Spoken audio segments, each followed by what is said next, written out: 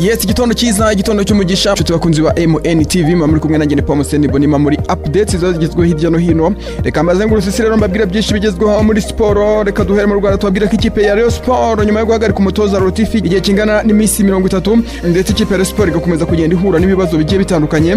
Kuri ngo rero ikipe ya Rayon Sport yamaze kubitangaza yuko amaze kubitandukana n'umutoza wayo Afamia Lotifi ndetse n'umwungiriza we witwa Azuzu Lotifi. Aba rero bakaba bamaze kuba batandukana n'ikipe ya Rayon Sport. Uyu mutoza rero Afamia Lotifi akaba ari umutoza waje mu Rwanda atoza ikipe ya Mukura Victory Sport, ari nacyo cyatumye ikipe ya Rayon Sport imubenguka. Ariko ku ngubu nyuma yuko ikipe ya Rayon Sport ikomeje kugenda ibona umusaruro muke, ikaba yatandukanye n'uyu mutoza ndetse n'umwungiriza we yari yizaniye.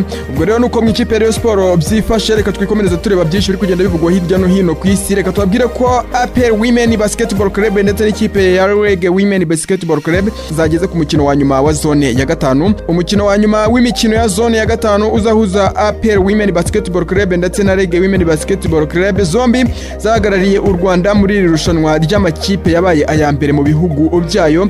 Aya makipe yabigezweho kuwa gatanu tariki ya 14 Ugushyingo 2025 i Nairobi muri Kenya. Reg Women Basketball Club yabigezweho nyuma yo gutsinda Kenya Ports Authority amanota 62 kuri 45. Wari umukino utegerejwe cyane. KPA yatangiye neza, ari mu Dumbiya atsinda amanota menshi. Agace ka mbere karangira ikipe iyoboye umukino n'amanota 16 ku 9. Reg Women Basketball Club yatangiranye imbaraga agace ka kabiri bifashijwemo na Kayana Taylor ndetse n'uwitwa Christina King, bafashije iyi kipe kwigaranzura indi. Igice cya mbere cyarangiye Reg Women Basketball Club iyoboye n'amanota 23 kuri 22 ya KPA.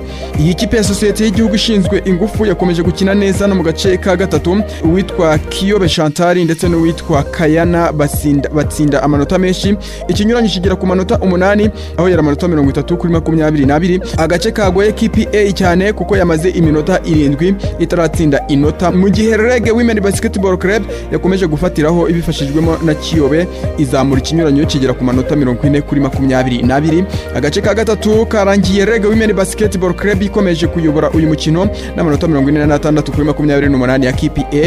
Iyi kipe yo muri Kenya yajyanye imbaraga mu gace ka nyuma igabanya ikinyuranyo, mu gihe Reg Women Basketball Club babonaga yari yamaze kwizera intsinzi.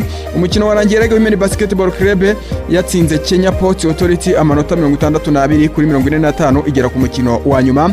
Undi mukino wa kimwe cya kabiri wabanjirije uyu ni APR Women Basketball Club yatsinze Hip Hop y'u Burundi amanota 82 kuri 61. Umukino wa nyuma uzahuza APR Women Basketball Club ndetse na Reg Women Basketball Club kuwa gatandatu tariki ya 15 Ugushyingo mwaka wa 2025. Amakipe atatu ya mbere azabona itike yo kwitabira imikino nyafurika ya African Women Basketball League izabera i Cairo mu Misiri tariki ya 5 kugeza ku itariki ya 15 ukuboza umwaka wa 2025.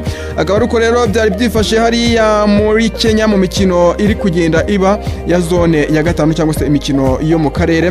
By'umwihariko tutarava ku mugabane wa Afrika, reka tubabwire ko ikipe ya Argentine yakinaga n'ikipe ya Angola. Ikipe ya Argentine rero ikaba yari yasuye Angola hano ku mugabane wa Afrika. Ikipe ya Argentine yaje gutsinda rero ikipe y'igihugu ya Angola ibitego 2 ku busa, ibitego bya Lionel Messi ndetse n'uwitwa Lautaro Martinez. Ibitego byose rero bikaba byafashije ikipe y'igihugu ya Argentine gutsinda uyu mukino bakinaga n'ikipe y'igihugu ya Angola ibitego 2 ku busa mu mukino wa gicuti w'amateka wabereye i Rwanda. Hanyuma ku mugabane w'Uburayi rero kuri uyu munsi hategerejwe imikino igiye itandukanye. Ni imikino n'ubundi yo muri World Cup qualifiers. Muri UEFA rero imikino itegerejwe by'umwihariko nko muri round ya mbere. Groupe B Slovenia iraza kubikina n'ikipe ya Kosovo ku isaha 3:45. Hanyuma Switzerland iraza kuba yakira ikipe ya Sweden ku isaha 3:45. Hanyuma kandi muri Groupe C ikipe ya Denmark iraza kuba yakira ikipe ya Belarus ku isaha 3:45. Hanyuma Greece iraza kuba yakira ikipe ya Scotland ku isaha 3:45.